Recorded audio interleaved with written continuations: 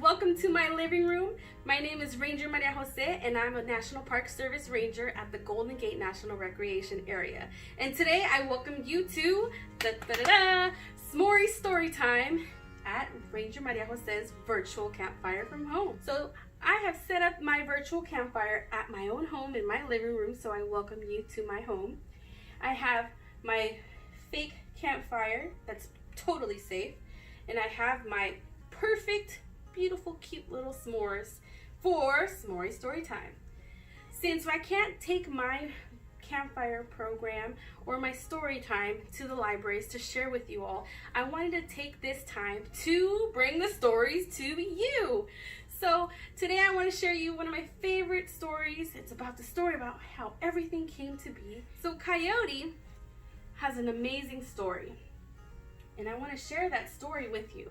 This story, I learned it from our Ohlone friends, the indigenous people of San Francisco and the Bay Area and other places in California too. So they say, let's imagine ourselves in the time before time. They say that Coyote was the creator of all great things. They say that Coyote created everything you can see in the sky, everything that you see on the land, and everything that you can see in the waters, the lakes, the rivers, the streams. Oh, Coyote, he loved everything so much. He even created the animals and the people, the Ohlone people. They say that Coyote loved his creation so much, he gave them the intelligence to find food and medicine in everything you can see in the sky, everything you see on the land, and everything that you can see in the waters. So Coyote is here with me today because he's also in another one of my favorite stories. So when we see a coyote in the park, we like to keep our distance. Coyote, the creator of all great things, or just our furry friend, likes to live in places like the Marin Headlands, Crissy Field, the Presidio, or even all sorts of other neighborhoods in San Francisco. If you're walking along a trail, I hope you stay on trail, and you find Coyote, just be real quiet, keep your distance, social distance if you may, and you can take pictures quietly, just observe from a distance, and usually Coyote will greet you and trot on by.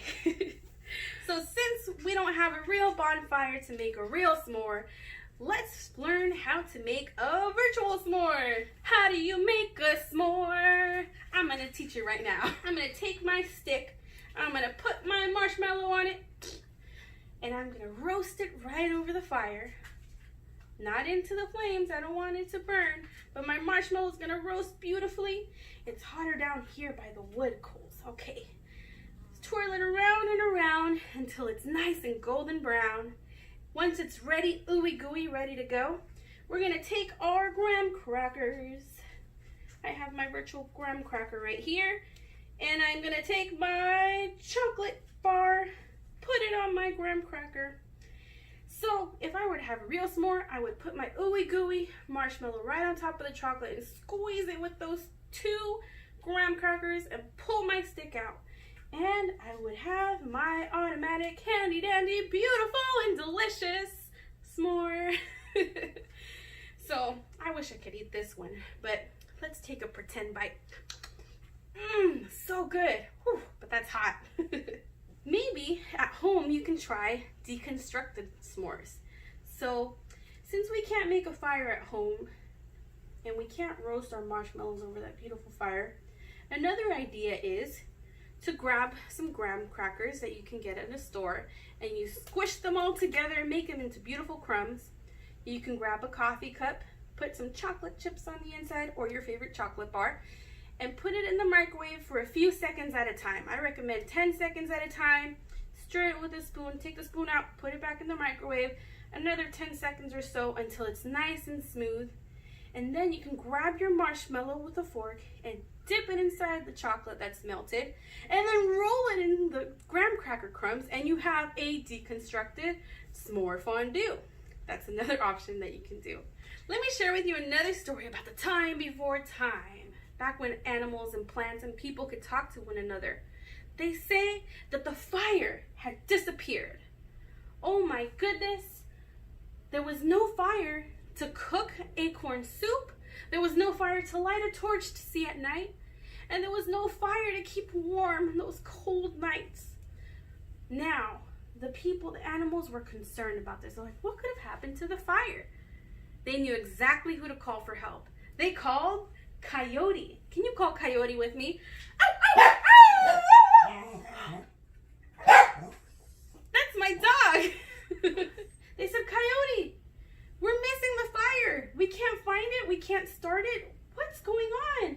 Coyote said, oh no, it happened again. The badger people stole the fire last week and I had to go retrieve it from them. Oh, I told them not to do this again.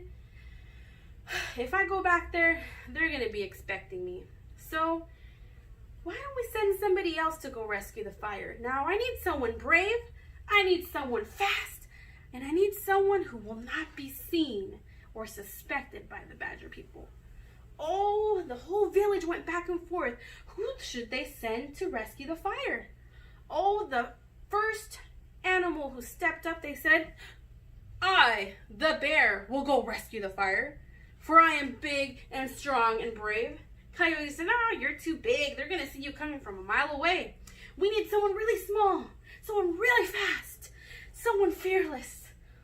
Now they went back and forth over and over again, but no one noticed that the whole time flying above them was none other than Hummingbird. Hummingbird said, ahem, ahem. Coyote, I, the Hummingbird, I can go rescue the fire. I'm teeny tiny. I'm so fast, they won't even see me coming. Oh, the whole village heard Hummingbird. They said, ha, ha, ha. Oh, Hummingbird, you're so little. How are you going to even get there? Oh, Hummingbird was not going to let them make fun of her, so she flew as high as she could and as fast as she could. And before they knew it, she was already at the badger people's village. She flew around looking for the fire, of course an orange glimmering light, but she couldn't see anything. I don't know about fires, but I see something real suspicious. There's a big pile of animal pelts, some skins of those animals that were hunted so long ago. And inside, she got a little closer. There was a hole where the arrow had once pierced through. Oh, she got closer and closer. She said, oh, I see it. They hid the fire underneath the animal pelts. How did they even do it? She got close enough and she went inside that hole and she grabbed a little ember of the fire and she flew high as she could. When she flew up to the sky, it was a giant orange flame that followed her. Oh my goodness. The whole entire badger people village turned their head. They found the fire! How did they do it? Hummingbird was already flying back to the village to Coyote. She said, Coyote, I found the fire! I found the fire! But it's really, really hot. What do I do? Coyote said, thank you, Hummingbird, and retrieved the fire from her. And he hid it inside the biggest tree in the village, the Uno tree. The Uno tree is the California buckeye tree to you and me. He hid it inside the beautiful tree. And he said, no one will ever be able to steal it again. It'll be available for all to share. They say that ever since that day, you too can find the fire that Coyote hid in there so long ago. If you only take 2 sticks of the tree and you rub them as fast as you could, as fast as Hummingbird's wings can fly, and you can also spark that flame. And they also say that ever since that day, Hummingbird's throat turned red because of the heat of that fire. Oh my. Well, next time we have a beautiful bonfire, we can remember the time that Hummingbird and Coyote rescued it so long ago. Now I have a question for you.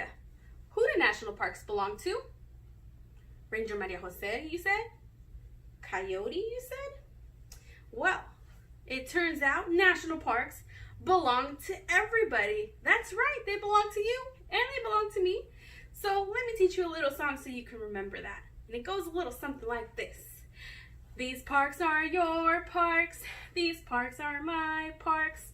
From the redwood forest to the Smoky Mountains to the gates of the Arctic, to American Samoa. These parks were made for you and me.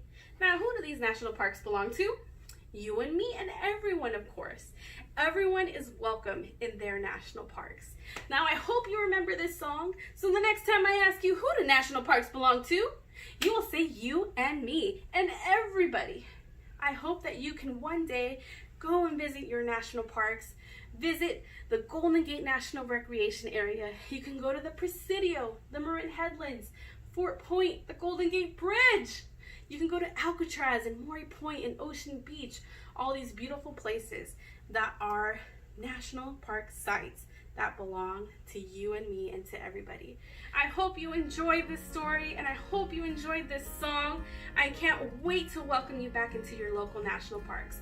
But for now, be safe, everyone. If you do choose to visit your national parks, remember to keep your social distance, wear a mask if you can, and 2, leave no trace.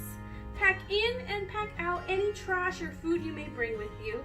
Make sure you drink plenty of water, and remember, stay on trail. Thank you for tuning in to S'more Story Time. Thank you, everyone. Have a safe one.